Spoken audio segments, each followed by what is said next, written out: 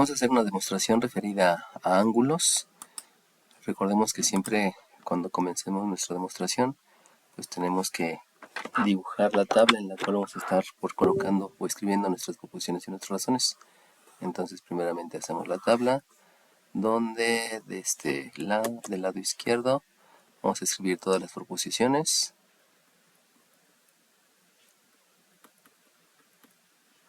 Y del lado derecho voy a escribir las razones o justificaciones.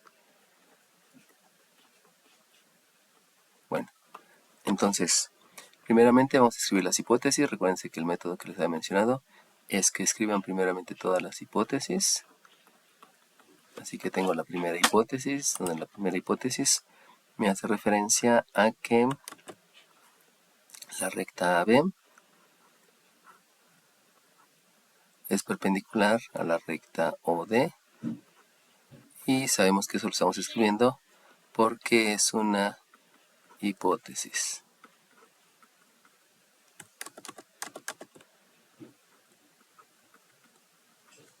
Luego escribimos la siguiente hipótesis. La hipótesis hace referencia a que el rayo OE es perpendicular al rayo OF. Y también esta es una hipótesis. Si se dan cuenta ya no hay más hipótesis. Entonces me voy al siguiente. Después de las hipótesis siguen los conceptos asociados a la hipótesis o las definiciones. Y entonces esa definición, ese concepto de perpendicular es que forman ángulos de 90 grados. Por lo tanto, ubicamos el segmento AB. El segmento AB es el que está horizontal, según la figura. Y el OD es el vertical. Pero como está haciendo recta, pues es todo. Ahora, si ustedes se dan cuenta, el perpendicular quiere decir que forma ángulos de 90. Pero hay muchos ángulos de 90. Está el de arriba de la derecha, el de arriba de la izquierda, el de abajo de la izquierda y el de abajo de la derecha. Por lo tanto, pudiera escribir aquí 1, 2, 3, 4 proposiciones, las cuales son demasiadas. Entonces me voy específicamente a ver cuáles son las que más me servirían o cuáles son las que me servirían. Definitivamente el del, podríamos decir, tercer cuadrante y el del cuarto cuadrante no me sirven porque no hay tantos segmentos como en los dos de arriba. Entonces, vamos a revisar lo que está diciendo la otra tesis. La otra tesis hace referencia al segmento OE y al segmento OF. Por lo tanto, seguiría siendo importante poner los dos ángulos de 90. Pero ahora vamos a revisar la tesis. Y en la tesis está el BOE que es este que está aquí, y está el FOD que es este que está aquí. Entonces, si ustedes se dan cuenta, pues ocurre lo mismo, que primeramente habíamos dicho que este es perpendicular y están estos dos ángulos, y pareciera entonces que es importante decir que tanto el ángulo que está en el primer cuadrante como el que está en el segundo cuadrante mide 90. Sin embargo, van a observar que hay un ángulo que es adyacente a los dos que marcamos, a este y a este. Y el ángulo adyacente precisamente es el de en medio. Por lo tanto, hay más información en el primer cuadrante que en el segundo cuadrante, porque si se dan cuenta, este ángulo no es adyacente a los otros dos. Es más importante este porque es adyacente, y de ahí podemos obtener un postulado de la suma de ángulos entre estos dos ángulos que son adyacentes y estos dos ángulos que son adyacentes. Recordémonos que con el postulado de la suma de ángulos vamos a llegar hacia una propiedad transitiva. Eso implica entonces que aunque tenga cuatro ángulos que pueden ser rectos, primer cuadrante, segundo cuadrante, tercer cuadrante y cuarto cuadrante, el más importante solamente es este. Vuelvo a repetir, porque en la tesis mencionan este y este ángulo es el que es adyacente a estos dos. Por lo tanto, aquí hay más información y vamos a obtener el concepto precisamente de ese ángulo. Entonces, en la número 3 vamos a mencionar que la medida del ángulo, precisamente este que está aquí, y ese ángulo se debe de declarar en sentido contrario a las manecillas del reloj. Recordemos que si aquí tengo el centro del reloj, esta manecilla parece apuntar al 3, esta manecilla parece apuntar al 12, pero recordemos que aquí antes está el 1, por aquí está el 2, entonces ese sentido es del 3 al 2, al 1 y al 12, para que sea descendente, ¿no? Aunque aparentemente del 3 al 12 es ascendente, tenemos que recordar que pasamos por el 2 y el 1, y entonces el sentido adecuado es declararlo de B comenzando en B, luego el vértice O y el último el D. Entonces primero declaramos el vértice B, luego declaramos, perdón, el punto inicial que es el B, luego el vértice que es el O y por último el punto final que es el D. Y aquí tenemos que escribir precisamente el concepto de perpendicular. Y el concepto es que los, o más bien las, porque están diciendo rectas, las rectas perpendiculares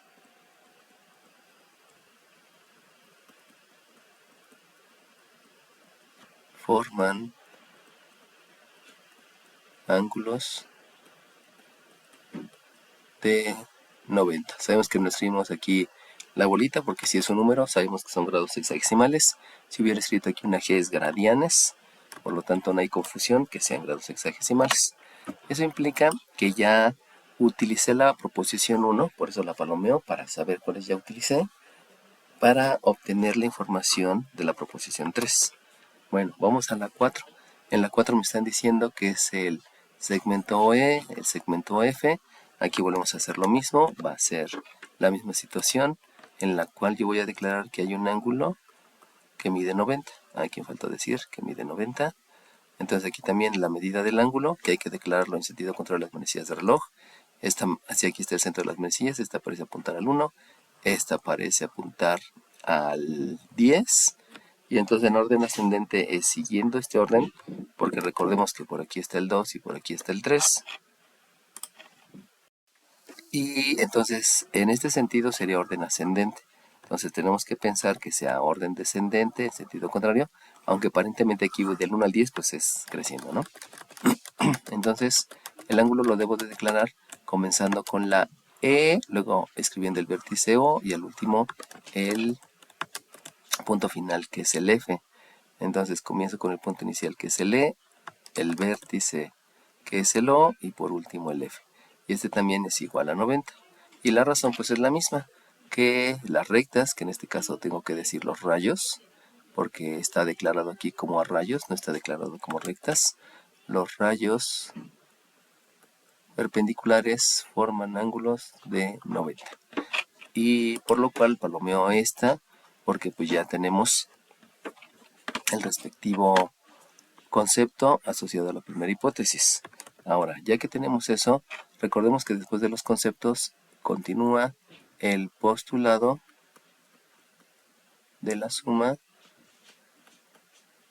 que en este caso van a ser ángulos. Si hubieran sido segmentos, pues nos vamos a la suma de postulado de segmentos.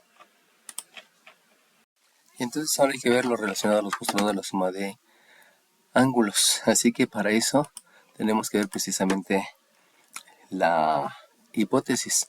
Y la hipótesis hace referencia a este perpendicular. Acuérdense que solamente habíamos dicho que había un ángulo que medía 90 de acuerdo a lo que habíamos deducido de las partes importantes. Entonces aquí va nuestro primer postulado. Como este mide 90, me doy cuenta que este ángulo más este ángulo mide 90 y entonces simplemente pues hay que escribir el postulado. Por lo tanto, en la proposición 5 vamos a decir que la medida del ángulo, acuérdense que es sentido contrario de las manecillas de reloj, que es de aquí para acá, es la medida del ángulo BOE, que se le va a sumar a la medida del ángulo, que es el siguiente. Recuerden que también es sentido contrario de las manecillas de reloj, que es el EOD. El EOD. Y que este me da por resultado la medida del ángulo, que habíamos dicho que es el BOD, que es en sentido contrario de las manecillas de reloj. Es el ángulo BOD. Pudimos haber hecho de una vez la sustitución, pero lo vamos a ir a hacer por pasos. Y entonces esta proposición 5 recibe el nombre de postulado de la suma de ángulos. Luego nos vamos al siguiente.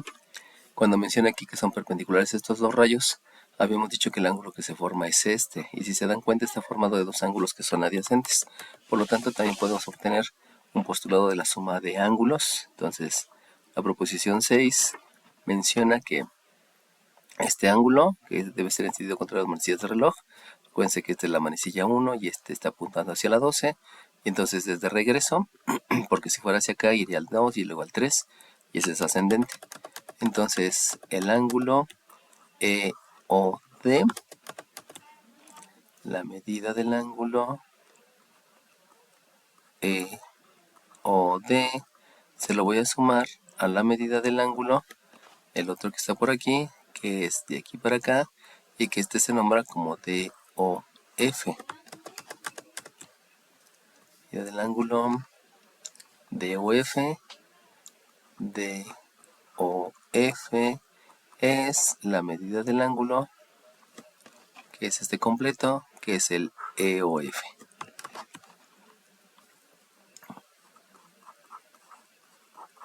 Este también recibe el nombre de postulado de la suma de ángulos. Bueno, una vez que ya concluimos con los postulados, recuerden que después de los postulados sigue la sustitución.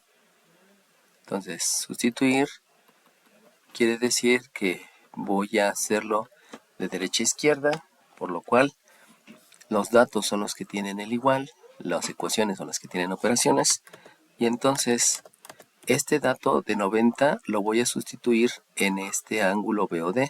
Entonces el ángulo BOD va a desaparecer, lo busco en la ecuación 5 y resulta que en la ecuación 5 está en el miembro derecho.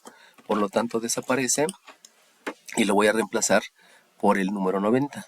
Entonces la proposición 7 es la medida del ángulo BOE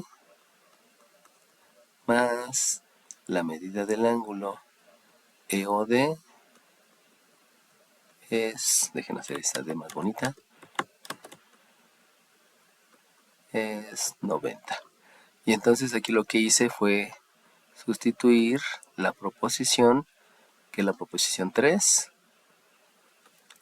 en la proposición 5. Por lo tanto, palomeo la proposición 3 que yo utilicé, palomeo la proposición 5 y solamente me quedan por utilizar la 4, la 6 y la 7. Entonces vuelvo a hacer sustitución. Acuérdense que la sustitución siempre se hace de derecha a izquierda. Entonces este 90 va a reemplazar ahora al ángulo EOF. Cuando busco el ángulo EOF ya no la busco en 5 porque 5 ya fue utilizada. La busco en la siguiente y el EOF precisamente está aquí. Aquí hice un poquito fea la letra. Voy a escribirla más bonita para que se vea más claro. Y también esa es una recomendación de ustedes, que hagan su letra bonita para que no luego estén cometiendo imprecisiones porque no identifican bien qué letra escribieron. Entonces, como voy a sustituir, el miembro izquierdo permanece idéntico. Entonces, la medida del ángulo EOD más la medida del ángulo DOF es 90. Y esto también obedeció a una sustitución. Entonces, lo que estoy haciendo aquí es que sustituí la proposición 4 en la ecuación que es la proposición 6. Por lo tanto, como yo utilicé la proposición 4 y la proposición 6, palomeo la 4, palomeo la 6, y eso quiere decir que nada más quedan estas dos proposiciones por utilizar. Después de la sustitución, sabemos que utilizamos la propiedad transitiva, y la propiedad transitiva hace referencia a que voy a transitar a través de 1. Entonces, si A es igual a B y B es igual a C, transito sobre B y de ahí yo puedo asegurar que A es igual a C, porque estoy transitando, si estoy igualando. Y entonces reviso tanto la proposición 7 como la proposición 8 y si se dan cuenta los miembros izquierdos son diferentes, pero los miembros derechos son iguales. Por lo tanto, al ser iguales los miembros derechos, yo puedo asegurar que los miembros izquierdos son iguales. Y entonces podemos escribir en la proposición 9 que este miembro izquierdo, que se llama la medida del ángulo BOE más la medida del ángulo EOD, es la misma que el miembro izquierdo de la otra ecuación. Es la misma que la medida del ángulo EOD más la medida del ángulo DOF. Y lo que acabo de hacer precisamente es aplicar la propiedad transitiva entre la proposición 7 y la proposición 8. Entonces, nuevamente siguiendo el protocolo, palomeo la proposición 7, palomeo la 8 y lo único que me queda es la 9. Y acordémonos que ya que hicimos la propiedad transitiva, entonces ahora vamos a hacer operaciones o operaciones inversas. Y esas operaciones inversas, básicamente es sumar el recíproco,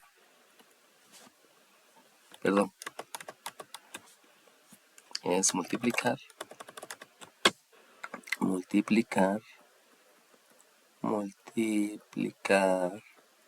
por el recíproco. Acuérdense que el recíproco es intercambiar numerador por denominador, o sumar el simétrico.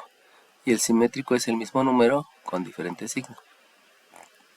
Entonces, observo en la proposición 9 y en la proposición 9 tengo la medida del ángulo BOE, pero no la tengo en el otro miembro. Observo la medida del ángulo EOD y esa sí la tengo en ambos miembros. Por lo tanto, al sumar el simétrico es como hacer la operación inversa. Aquí está sumando, la operación inversa es restando, y por la ley de la resta me queda 0. Y entonces ya puedo escribir la proposición 10, donde menciono que la medida del ángulo BOE es la misma que la medida del ángulo DOF. Y eso fue porque sumé, eso de operación inversa, hablando de la suma y de la resta, se le nombra formalmente como sumar el simétrico. En la proposición 9. Como ya utilicé la proposición 9, pues ya no lo utilizo, y aquí en la 10 pues ya no hay nada más que hacer porque solamente tengo un término en el miembro izquierdo y un término en el miembro derecho.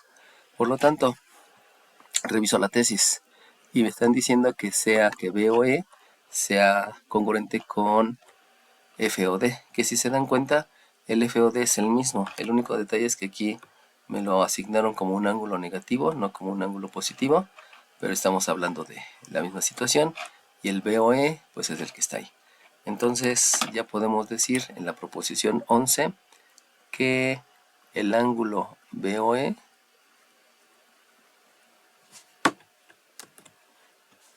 congruente con el ángulo DOF. Acuérdense que también en los libros a veces se ponen errores a propósitos para que ustedes sepan entender por qué es una imprecisión lo que están cometiendo. Y ya vimos que todos los ángulos se deben de declarar en sentido contrario de las manecillas de reloj. Entonces, en sí este ángulo está mal declarado porque el FOD sería el FOD, y pues ni al caso, ¿no? Entonces ya hay una imprecisión, la cual pues se vale porque pues se deja aquí precisamente para que vayamos sabiendo por qué sí o por qué no. Y la razón es que los ángulos, porque estamos hablando de ángulos, los ángulos que miden lo mismo son congruentes.